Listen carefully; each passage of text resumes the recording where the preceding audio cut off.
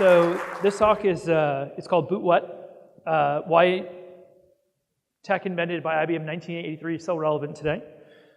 I'm Chief Security Architect at FireEye, wannabe sailor in the off time, and part-time incident responder and forensic analyst. So from an overview perspective, we're going to walk through basically some background. A lot of this is going to be informational. We went through some investigations starting in 2015. And I want everyone here to not have to go through that same pain of having to learn what a master boot record is, what a volume boot record is, and all the different ways that you can manipulate it. So in 1983, just after I was born, let's see, Lotus 123 was popular. Chicken McNuggets had just been released. The Redskins won their first Super Bowl. It was the first season of the A-Team. Thriller was the best-selling record, and IBM releases the master boot record. So most of you are probably familiar with this, but just want to make sure everyone's on the same page. So on a hard disk, you're going to have the disk, and on Linux and Windows, it's slightly different in terms of how it's represented. Within that disk, you're going to have one or multiple partitions, and within those partitions, you're going to have one or multiple volumes where you're going to have the file system. I want to go through a couple technology definitions so you guys are all on the same page. So the BIOS is the basic input-output system. The MBR is the master boot record. The VBR is the volume boot record. The BPB is the BIOS parameter block, and the IPL is the initial program loader. I'll be using all of these terms kind of natively throughout the presentation, so I just want to make sure you're familiar with them. So in 1983, when IBM released the MBR, this is the kind of basic process of how the operating system actually loads. So you have the BIOS, and the BIOS will do a post. If you guys remember back in the day where you saw the clock ticking up as it was doing the testing. Remember on some of the first computers I had, that could take a little while. So it'll find the active drive and the BIOS config. It'll load the first 512 bytes into a specific address space, and then it will execute those bytes and execute the master boot record. Now, the master boot record is the first sector of the disk. It's loaded at that same offset, but it relocates itself to load the volume boot record. So it's a mix of code and data. The partition table is the data, and then the code is 16-bit code. It executes in 16-bit real mode, and then it reads the partition table to then load the active partition for that system. It loads the first sector of the active partition, which has the volume boot record, and it loads it into that same address space, and then executes the volume boot record of the active partition. So now the volume boot record, once that's been executed, it's at the first sector of the active partition. It's also loaded at 0x7C00. It's also a mix of code and data. The data is what's called the BIOS parameter block. It executes in 16-bit real mode, and then it loads the next 15 sectors, which is called the initial program load, and that's all code. The initial program load is always 15 sectors following the volume boot record. It's often loaded at 7E00, but sometimes 0xD000. It starts in 16-bit real mode, but this is where the operating system, or the system, excuse me, starts to transition from real mode into protected mode. And at that point, that's when, at least in Windows, where it loads the NT loader and the boot manager, and you actually load the file system, and then the operating system then starts to load from there. So I wanted to make sure that you are familiar with all of that background, because now from an attack vector perspective, you can then understand how each of these could be potentially manipulated or targeted by a different attacker. So a couple known attack vectors, TDL4 changed the actual code in the master boot record to load and do malicious things, whereas Olmascu actually changed the partition table to mark a different partition as active. We've seen the volume boot record be targeted by Rovnix and GAPZ by changing the code in the VBR or manipulating the BIOS parameter block, some of the settings to get code to load from a different part of the disk drive. And then you can also do direct modification of the initial program load or the code that's running at those 15 sectors. Okay, so now we have that as a background. What do we do if we replace the MBR with malicious code? So some samples that do this, you have mebroot, xpaj, and TDL4. What will often happen in one of these replacement scenarios is they'll copy the legitimate MBR, VBR, and IPL to a different location on disk, say in unallocated space or somewhere else.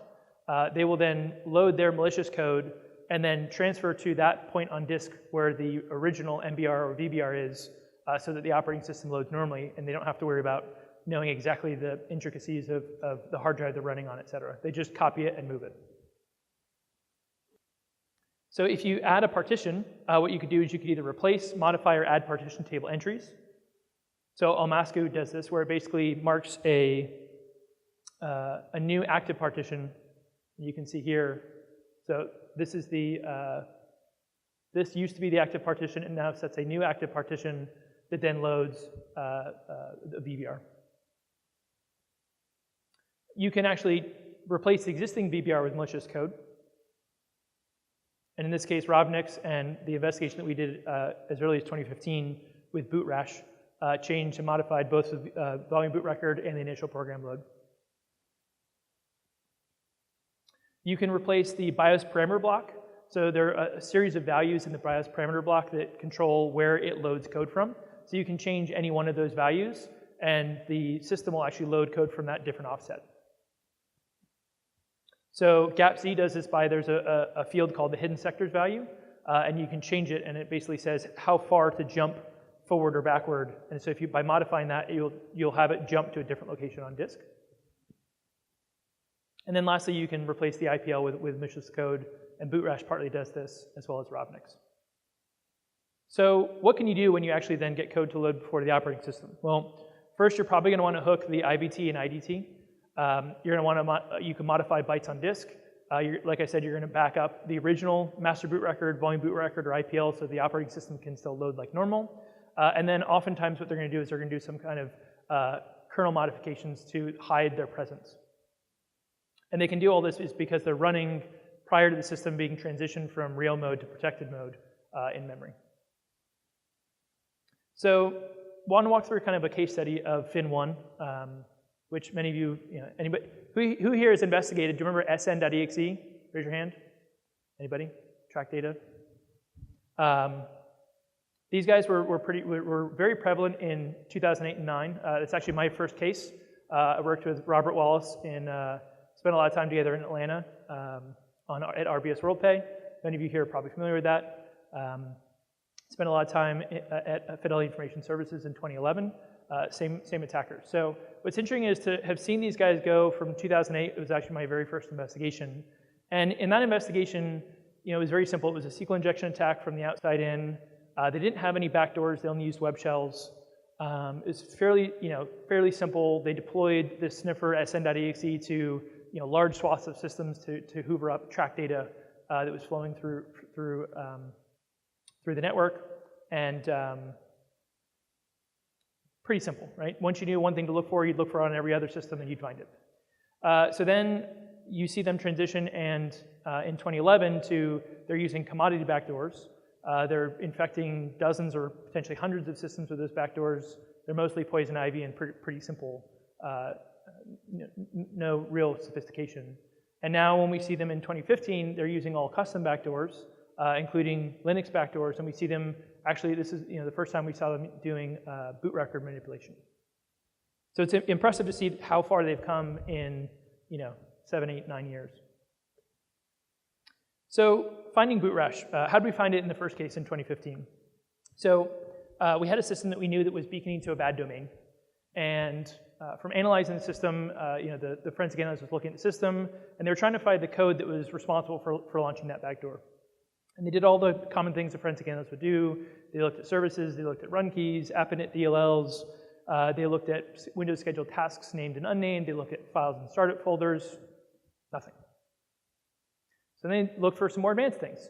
They looked for things like WMI event filters and consumers, they looked for search order hijacking, they looked for DLL sideloading.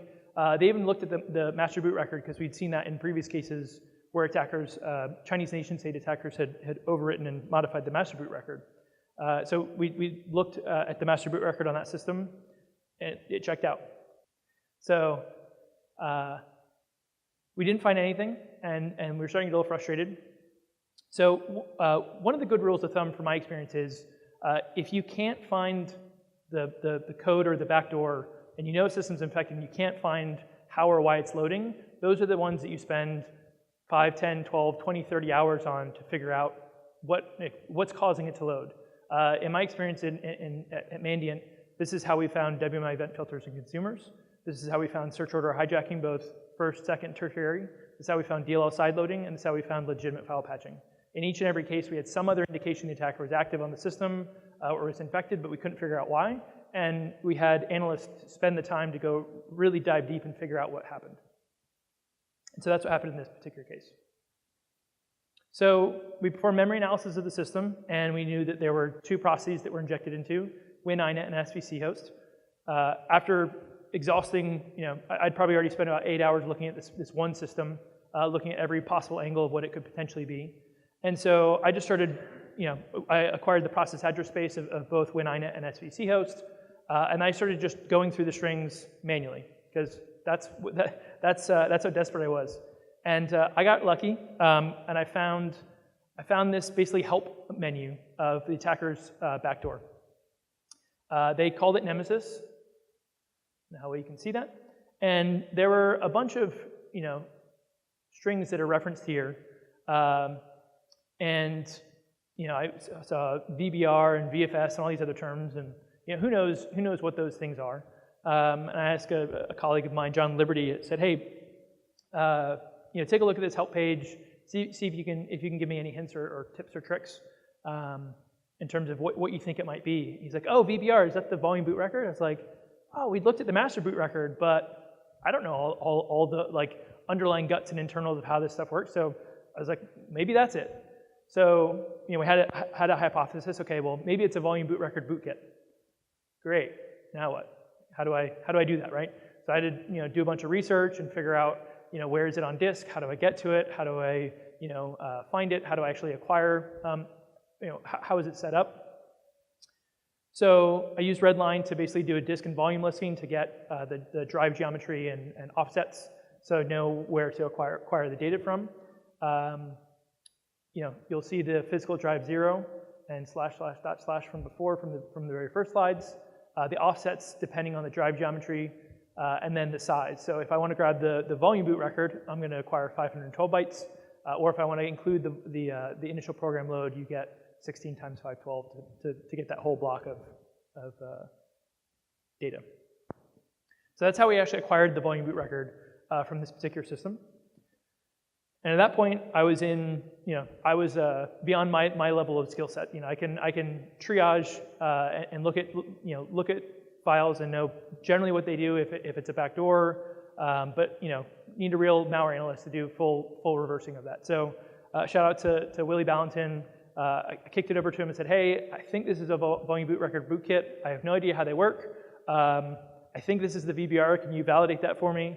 And help, basically. And so he went and analyzed it and came back the next day. It was like, yep, this is exactly this. You found it. It's a VBR bootkit. And so I did. He then told me, okay, well, based on this, I need you to go get data from this offset and this location and this size, because BOOTRASH actually stored its components in unallocated space. So I acquired all the different components and we put that together, and that's how we got the full picture of how the malware operated. Because when you have a bootkit that modifies the MBR VBR, it's not enough code space for you to have all of the functionality in that 512 bytes. So oftentimes what they'll do is they'll have bytes that are sitting somewhere else that they then, all that the bootkit does is load code from somewhere else. So how does BOOTRASH work? So the BIOS loads the master boot record. The legitimate master boot record loads the malicious volume boot record. The volume boot record then loads the various components. It's in a virtual file system that's custom to it, and they can either store them in unallocated space on disk or in the registry. The malicious VBR and an IPL then load a copy of the legitimate VBR, and the legitimate VBR then loads the legitimate initial program load. BOOTRASH then patches the IVT, or the interrupt vector table, so that it can intercept memory queries when the OS loader gains control. And then it patches the IDT so that when it changes from real to protected mode, it redirects control back to the bootkit every time that a specific address is executed. And this way it can then intercept OS calls and inject its components as part of the normal kernel load. So some pretty advanced stuff for you to be able to actually execute that, and this is all from a financial threat actor. So looking at this one system, it took us probably 20 hours worth of time to identify that it was a VBR bootkit, to identify the functionality. We then needed to find, okay, well, where else is this? At the time, we didn't have tools in place to actually parse out any of the MBR or VBR data, all those data structures we talked about. So because we knew that the attacker was actually storing the legitimate VBR at a specific offset, we then just looked for, we basically acquired every 512 bytes from that specific offset on every system across the environment, and then looked for the original VBR. And if we found it, we knew that system was infected. So it worked and allowed us to scale that particular investigation, but it's not something it's very specific to that backdoor. And so if the attacker changed anything or had a different variant, we may have missed it. And so we then spent time, starting in 2015, as to, okay, well, how can we generically identify this? So updating our toolkits so that they can parse out, the partition tables, hash the code section of the MBR, hash the code section of the VBR, return all the different values from the BIOS parameter block so we can stack them and look at them at scale. And so we had an investigation. So the very first one with BOOTRASH that we saw was in 2015.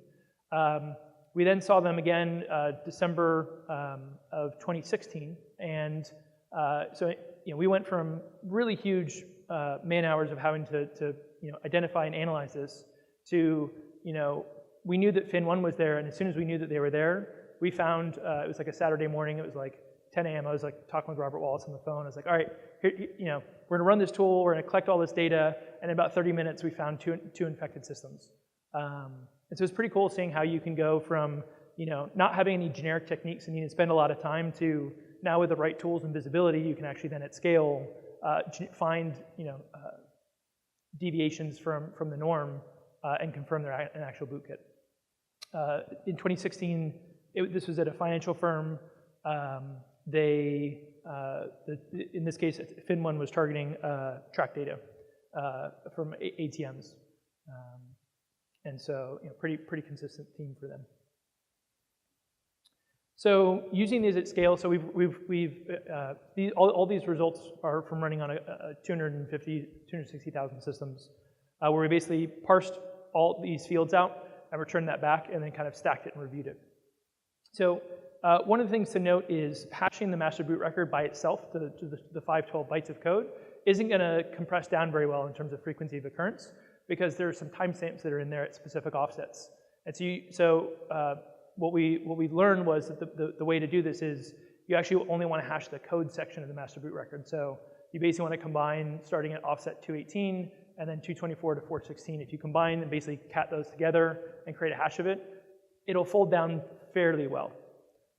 So on 265,000 systems, it uniques down to about 6,663. Not as good as I'd like. That's still going and reviewing these because they're 16-bit code and reversing them. It takes quite a bit of time and effort. So it's not something that's going to scale really well. It works, just not it's going to take a lot of effort. So why did we have more than 6,000 hashes? Lots of different legitimate applications modify the master boot record. If you have PGP or Altiris or SafeBoot or anything that does hard disk level encryption, it's modifying that because it's actually loading before the operating system. The only way you can do that is by modifying the MBR, VBR, something else. And the most common way is for them to modify the MBR, and you get it, and you load initially, and that's how you actually then decrypt and open the operating system. And if you think about it, if let's say you take one version of encryption software, there's probably then multiple variants of that, and then multiple variants per OS. And so pretty quickly, you're going to have a fairly large number of MBRs. The other thing is you also have lots of really tiny minor variations. So you may have a jump instruction in one MBR, it has a very small different length. Or you may have strings where they just change the capitalization for whatever reason. We found copies of MBR backup utilities where it stores multiple copies of it so that way if your MBR gets infected through a bootkit or something else, they can basically recover and get you back. So things that we're exploring right now or trying to improve on this is We're looking to see if we can use Hamming distance to calculate and find useful variations. We're looking to see if we can extend tools like Vivisect, which do emulation, but right now we're focused on 32-bit and 64-bit, see if we can extend them to 16-bit code. And that way, if you think about it, a legitimate master boot record or volume boot record, the code section of it is going to be pretty straightforward. It's going to load, and it's basically going to run straight through it. Whereas most attackers, when they're going to load their own code, they're probably going to have some sort of like XOR decoding routine, which is going to have lots of looping type functions. And those things aren't normal in a, so if you can do emulation and find that kind of loops or structures or hooking or other instruction frequency that are uncommon, we think that we might be able to use that to more generically find malicious massive root records at scale. It's something we're actively looking at, but we're not quite there yet. The VBR. So what we do is the VBR actually stacks down much better. So if you take the code section of the volume boot record, you hash that. You don't need, there aren't the variations like there are in the master boot record. And it stacks actually quite well. So across those 265,000 systems, you see here you have the vast majority of them, like just these hashes here, that's the frequency. And so you can see on a chart where the vast majority of them fit. And so if you find an outlier that's not one of these 6 or 7 listed, it's probably something you should look into. And the bulk of this tail, I don't know what the application is, but if you look at the strings of it, it actually has like M as in Mike, protect, exclamation point, and that accounts for like 80% of that tail. So it's actually pretty easy to identify, and you can do reasonably at scale across enterprise, even with say 20, 30, 40,000 systems. So if you take the metadata in the BIOS parameter block, say the hidden sectors value, the IPL offset, you get a similar grouping where you have a really high number of a couple of these unique values, 63, 2048, 81920. They're all the most common ones, and then the really long tail depending on the disk partitions. So again, something that's realistic for you to go through more manually than, say, the master boot record based on how that calculated down. There's one of the values in the BIOS parameter block is called the jump instruction. On 99.99999% of systems, it's going to be just this one value, EB5290. And then all the other possible values, things like the partition table and all these others, basically stack to one single one. So it's really easy to find deviations from that because they don't happen very often. So we'll have one more thing here. So we were looking at, this is basically a page from Microsoft, and we were looking at they basically describe what the MBR and VBR is, and then all the different offsets, and the field length, and then the name.